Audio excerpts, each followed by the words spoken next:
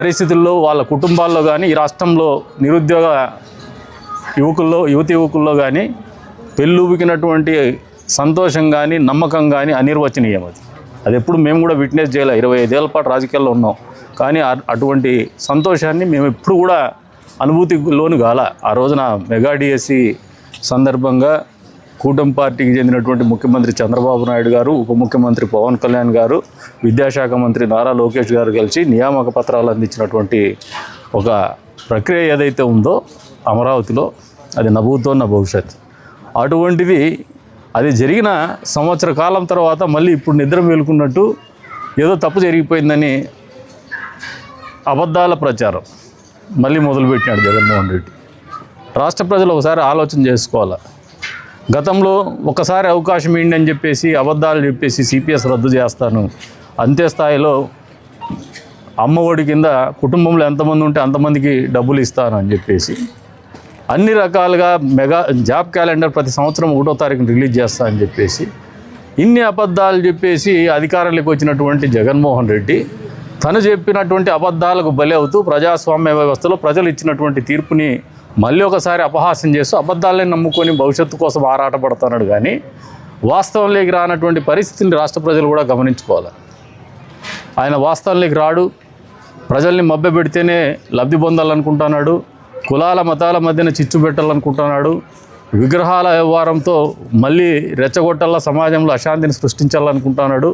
వీటన్నిటికీ చెక్కు పెట్టే దిశగానే ఈ రాష్ట్రంలో కూటమి ప్రభుత్వం చంద్రబాబు నాయుడు గారి నాయకత్వంలో పరిపాలన ఉంటుందనేది వాస్తవం అని చెప్పేసి తెలియజేస్తున్నాం.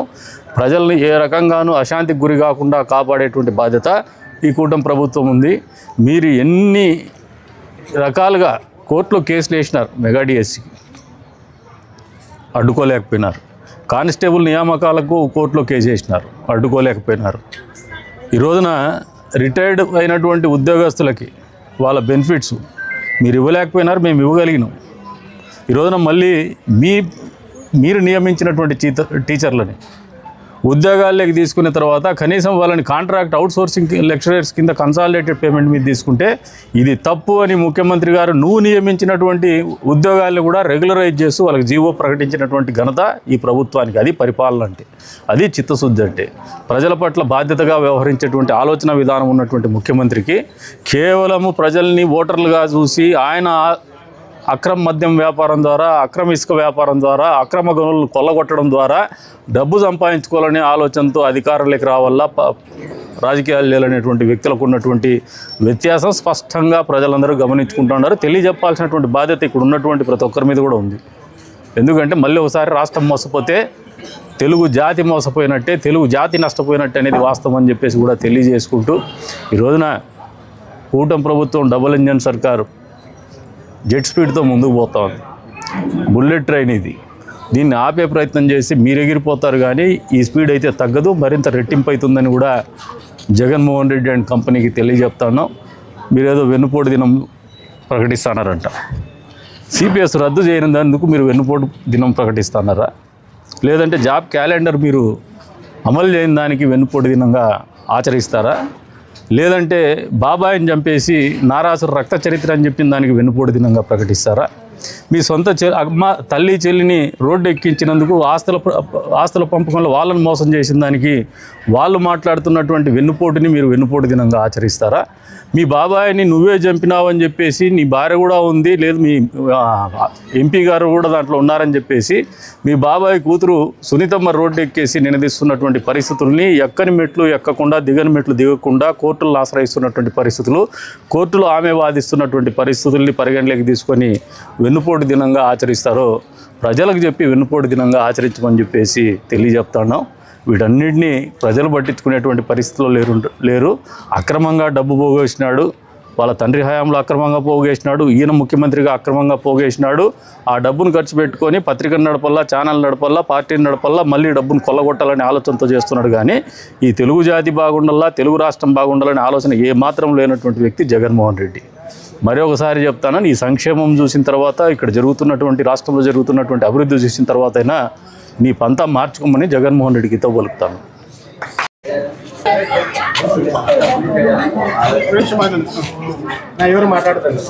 ఏదైతే నిరుపేద కుటుంబాలకు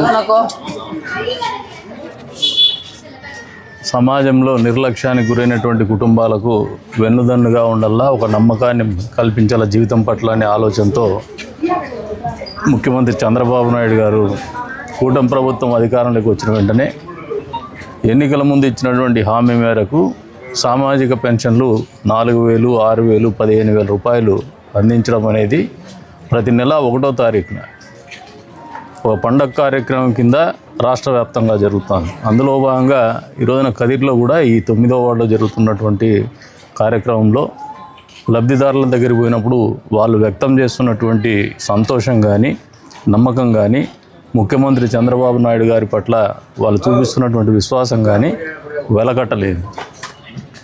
ఈ రోజున ఇంకా పెన్షన్లకు డిమాండ్ వస్తూ ఉంది. ఎందుకంటే ఇంత పెద్ద ఎత్తున సామాజిక పెన్షన్లు అనేది దేశ చరిత్రలో ఎప్పుడు జరగలేదు, వర్తమానంలో కూడా జరగడం లేదు.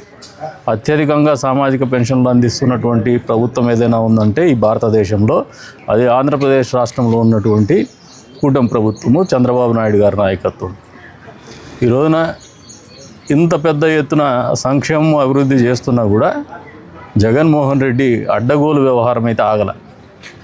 ప్రజలు 11 సీట్లకు పరిమితం చేసి నీ పరిపాలన తప్పు, నీ పరిపాలన మాకొద్దు అని ఒక తీర్పుని ఇచ్చిన తర్వాత కూడా నిన్నటి రోజున ఆయన సలహాదారు సజ్జల గారు మాట్లాడతారు, అవును మాది గొడ్డలి పార్టీ అని, నిస్సిగ్గుగా నిర్లజ్జగా బాబాయిని మన కదిరిలో గొడ్డలు కొని హత్య చేసి దాన్ని కూడా ఏమాత్రము బెరుకు లేకుండా ప్రజా జీవితంలో ఉన్నటువంటి వ్యక్తి తప్పుల నుంచి నేర్చుకోవడం అనేది సగటు మనిషి జీవన విధానం.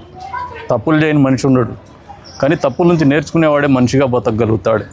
అటువంటిది ఒక రాజకీయ పార్టీ పెట్టి వాళ్ళ తండ్రి ముఖ్యమంత్రిగా చేసి ఆయన పార్టీ పెట్టి ఆయన ముఖ్యమంత్రిగా చేసిన తర్వాత కూడా ఏమాత్రం ప్రజల పట్ల కానీ కనీసం మనిషి మాదిరిగా బతికేటువంటి ఆలోచన విధానం కానీ స్పష్టత లేనటువంటి వ్యక్తి మళ్ళీ ప్రజల్లోకి వస్తాను, మళ్ళీ ఓట్లు అడుగుతాను, మళ్ళీ ముఖ్యమంత్రిని చేయండి అని ఆలోచనతో ఆయన ముందుకు వస్తున్నాడంటే ప్రజలు ఆలోచన చేస్తున్నారు. ఆయన నాకు తెలిసి 11 సీట్లు వచ్చినాయి. ఆయన సలహాదారులు దానికి మించి ఉన్నారు ప్రభుత్వంలో.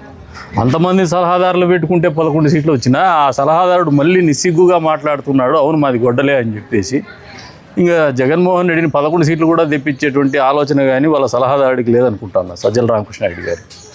అంతేకాకుండా ఈ రోజున రాష్ట్ర వ్యాప్తంగా యువగలం రథసారథి నారా లోకేష్ గారు యువగలంలో రాష్ట్రంలో ప్రజలు పడుతున్నటువంటి ఇబ్బందులు, నిరుద్యోగ యువత పడుతున్నటువంటి ఇబ్బందిని దృష్టిలో పెట్టుకొని జగన్ మామయ్య అనే మోసకారి మామయ్య జాబ్ క్యాలెండర్ పేరు మీద నిరుద్యోగ యువతని మోసం చేసినాడు. వాళ్ళు ఒక పెద్ద కోపం ఉంది, ఒక బాధ ఉంది, మత్తు పదార్థాలకు బానిసలవుతున్నటువంటి పరిస్థితిని దృష్టిలో పెట్టుకొని అధికారాలకు రాగానే మొదటి సంతకం డిఎస్సి మీద పెట్టున్నారు, మెగా డిఎస్సి మీద 16,347 మందికి ఉద్యోగాలు ఇచ్చినారు మెరిట్ ఆధారంగా. ఈరోజు చెప్తున్న ఒక ప్రజాప్రతినిధిగా, ఒక ఎమ్మెల్యేగా మా ప్రమేయం ఎంత మాత్రం లేదు, వేరే నాయకుల ప్రమేయం ఎంత మాత్రం లేదు.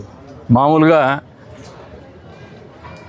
ఒక రకమైనటువంటి ఆలోచన విధానానికి అలవాటు పడినటువంటి వ్యక్తులు అదే రకంగానే ఆలోచన చేస్తారు. జగన్మోహన్ రెడ్డి ఆలోచన విధానం మోసం.